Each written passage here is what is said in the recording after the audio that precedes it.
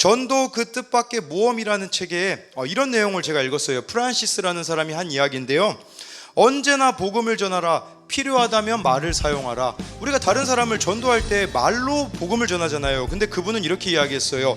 언제나 복음을 전하는데 필요하면 말을 사용하라. 그 말은 우리의 삶 자체가 예수님을 복음을 전하는 통로가 되어야 된다는 뜻입니다. 그러니까 내 삶 자체가 예수님을 보여줘야 된다라는 거죠. 필요하다면 말을 하라라는 그 내용은요, 우리의 삶 자체가 다른 사람들에게 예수님에 대해서 궁금증을 일으키게 만드는 그런 삶을 살고, 정말 필요하다면 예수님에 대해서 전하라고 하는데, 근데 어찌 보면 우리의 모습은 좀 반대가 아닌가를 생각해야 돼요. 말로는 예수님을 전하고 있지만 실제 우리의 삶 가운데는 예수님이 없는 듯한 삶을 살아가고 있는 자들이 너무 많다라는 거죠.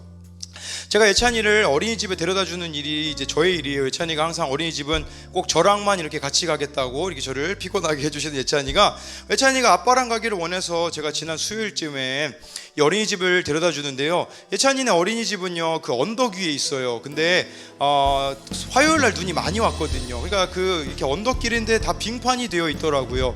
제가 차 운행을 수요일날 해야 돼가지고 예찬이 내려주고 차 운행을 해야 되니까 빙판을 올라가야 되는데, 문제는 한 번에 올라가면 올라갈 수 있어요. 근데 거기 딱 한가운데 차 한 대가 멈춰 있는 거예요. 그러니까 제가 올라가다가 그 차를 피하려고 잠깐 브레이크를 잡다가 다시 올라가려고 하니까 이게 차가 미끄러져서 올라갈 수가 없게 되더라고요. 그래서 차에서 내렸는데요, 갑자기 그 차에 계신 어떤 아주머니가 내리더니 저보고 운전 좀 해달래요. 그래가지고, 그러니까 그분도 당황했나 봐요. 이 빙판 저는 올라가고 계시고 그분은 내려오고 계셨는데, 뒤에 할아버지 할머니가 타이고, 그러니까 아마 어머니 아버지였던 것 같아요. 그 여자분은 한 50대쯤 되는 분이었는데, 내리막길 너무 무서워가지고 저보고 운전을 해달라고 해서 제가 몰아보지도 않은 SUV를 타고 이렇게 잘 내려드렸거든요. 예찬이는 혼자 이제 앞자리에 봉고차에 타 있었죠. 그래서 그분을 딱 내려드리는데, 저는 처음에 그 아줌마만 있는 줄 알았어요. 근데 뒤에 보니까 할머니가 있더라고요. 그 할머니가 이렇게 저한테 할머니 할아버지가 너무 감사하다고 이야기를 하는데, 제가 그 말을 정말 하고 싶었거든요.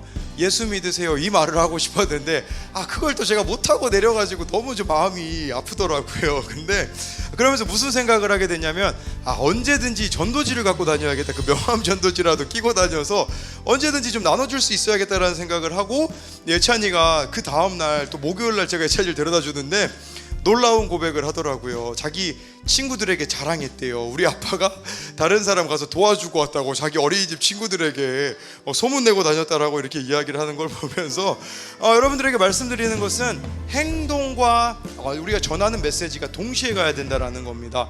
예수님의 사랑을 우리가 정말 보여주는 삶의 모습과 더불어서 복음을 전하는 것도 필요하다라는 겁니다.